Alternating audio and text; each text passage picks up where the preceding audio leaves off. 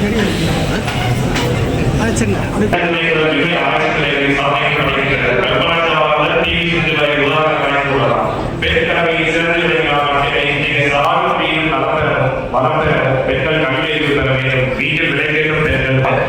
சிறப்பான நிகழ்ச்சிக்கு எங்களது அழைப்பை ஏற்று தலைமை தாங்கி மாணவிகளுக்கு உதவித்தொகை வழங்க வந்துள்ள தமிழ் மற்றும் திருச்சிராப்பள்ளி மத்திய மாவட்டத்தில் இந்த நிகழ்ச்சியை அலங்கரிக்க வந்துள்ள பள்ளி மாணவர்களாகிய பள்ளி மாணவிகளையும் பெற்றோர்களையும் இந்த நிகழ்ச்சிக்கு வருகை தந்துள்ள அனைவரையும் மனமார்ந்த சார்பாக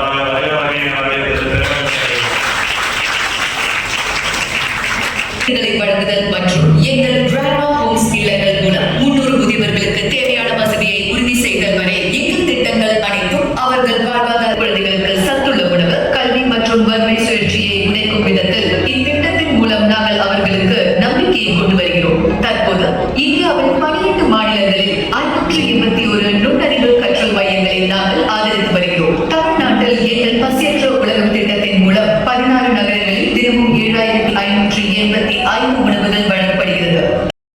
நம்முடைய இந்த 3 ஆண்டுகால ஆட்சியில் நம்முடைய முதலமைச்சர் அவர்கள் எந்த திட்டம் தந்தாலும் அதை கல்விக்கு என்றால் முதலிடம் தந்து வழங்கி கொண்டு வருகிறார்கள். தாலிக்கு தங்கம் என்ற திட்டத்தை மாற்றி மாணவிகள் 10ஆம் வகுப்பு 11ஆம் வகுப்பு படிக்கின்ற மாணவிகளுக்கு மாதம் 1000 ரூபாய் என்று முதலில் ஒரு திட்டத்தை அறிவித்தார்.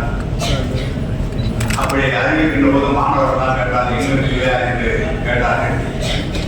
மக்கள் முதல்வரின் திட்டம் அந்த திட்டத்தில் இப்ப மாணவர்களுக்கு வழங்கி கொண்டிருக்கிறார்கள்.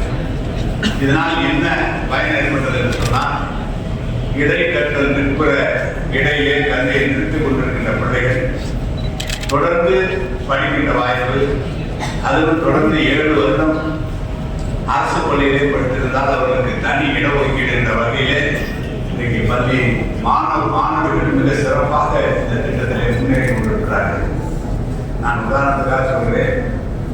கடந்த மாதம் நமது டிஎன்பிஎஸ்சி மூலம் பொதுத் தேர்வில் DSP, DRO, RTO group 1 exam எழுதப்பட்டது. அதில் எழுதப்பட்டதில் 25 பேர்கள் டிஎஸ்பியாக தேர்ந்தெடுக்கப்பட்டார்கள். அதில் 18 பேர் பெண்களாகவே வந்திருக்கிறார்கள். 7 பேர் மட்டும்தான் ஆண்கள்.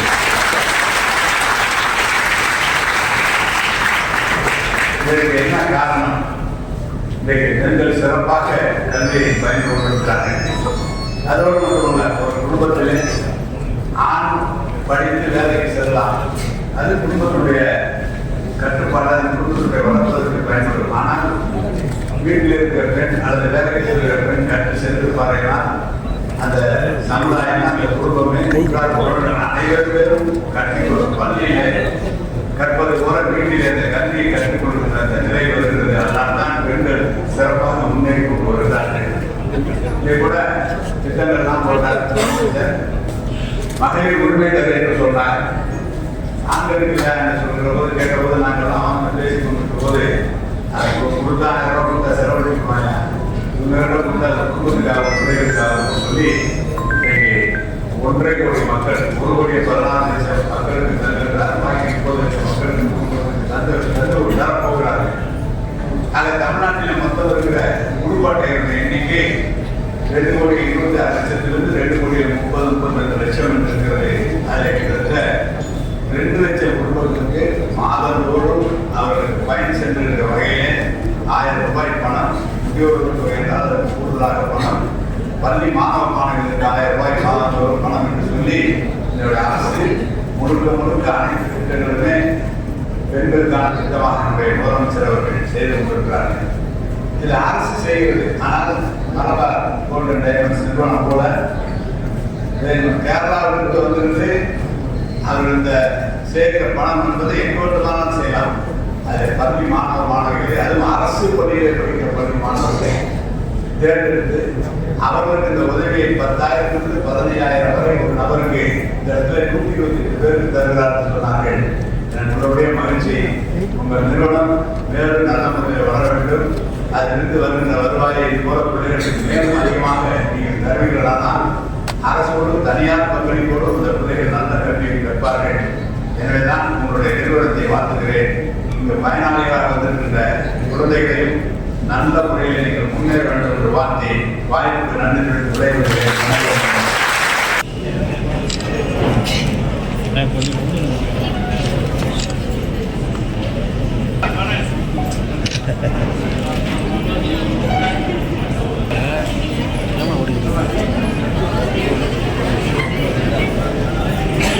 எப்போ சார் திறக்கப்படும் சார்? பணிகள் எப்படி சார் முடிஞ்சிருக்கு?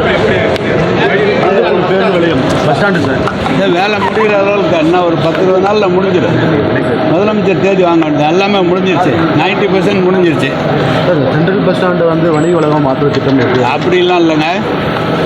அங்கே வெளியூரிலிருந்து வருகிற பேருந்துகள் நேஷனல் நெடுஞ்சாலை தேசிய நெடுஞ்சாலையிலேருந்து வந்த பேருந்துகள் அங்கே இருக்கும். அந்த இடத்துலேருந்து புறப்பட்டு மத்திய பேருந்து நிலையம் வந்து சின்னாப்புலசத்திர பேருந்து நிலையம் வந்து லால்குடி போகிறது, அரியலூர் போகிறது, கரூர் போகிறது, அது போன்ற பேருந்துகள் இந்த பேருந்து நிலையம் இயங்கி கொண்டு தான் இருக்கும். எனவே உள்ளூரில் இருக்கிற பேருந்துகள்லாம் இந்த பகுதியில் இயங்கி கொண்டு இருக்கும். வெளியூரில் இருந்து நேரடியாக செல்கிற பேருந்துகள் அங்கே செல்லும். அதான் விஷயம்.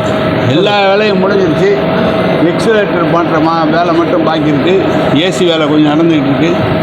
எல்லா இடத்துலையும் குடி தண்ணீரும் கழிவறை வசதியும் செய்ய சொல்லியிருக்கோம். எல்லா இடத்துலையும் டீ ஷாப்ஸ் உடனே கிடைக்கிறதுக்குள்ள அந்த வழியும் செய்ய சொல்லியிருக்கோம். ஏன்னாண்டா ஒரு நாளைக்கு எங்களுடைய கணக்கு ஆரம்பத்திலே 2 லட்சம் மக்கள் வந்து செல்கிற இடமாக இருக்குது. எனவே அனைத்து அடிப்படை வசதி செய்துவிட்டு திறக்கலாம் என்பதற்காக தான் தலைவர் முதலமைச்சர் 2 போன வாரம் கேட்டார்கள். எப்போது முடியும் என்று வேகமாக முடித்து கொண்டிருக்கிறோம். வர 18ஆம் தேதி அதுக்காக ஒரு கான்ட்ராக்டர்ஸை கூட்டம் வந்து எப்போ முடிச்சு ஃபிக்ஸ் பண்ணுறதுக்காக முடிச்சு விட்டுருவோம். பள்ளிக்குடி வணிக வளாகம் அது இப்போ தான் கேட்டிருக்காங்க, கோர்ட்டில் சொல்லியிருக்காங்க. அது வந்து அவங்க என்ன சொல்லிட்டாங்க, அக்ரிகல்ச்சர் டிபார்ட்மெண்ட்டில் இருக்குது. அது வந்து மாநகராட்சிக்கு ஒப்படைச்சாங்கன்னா மாநகராட்சியில் சில மாறுதல் பணி செய்ய வேண்டியிருக்கு. ரொம்ப சின்ன கடையாக இருக்குது.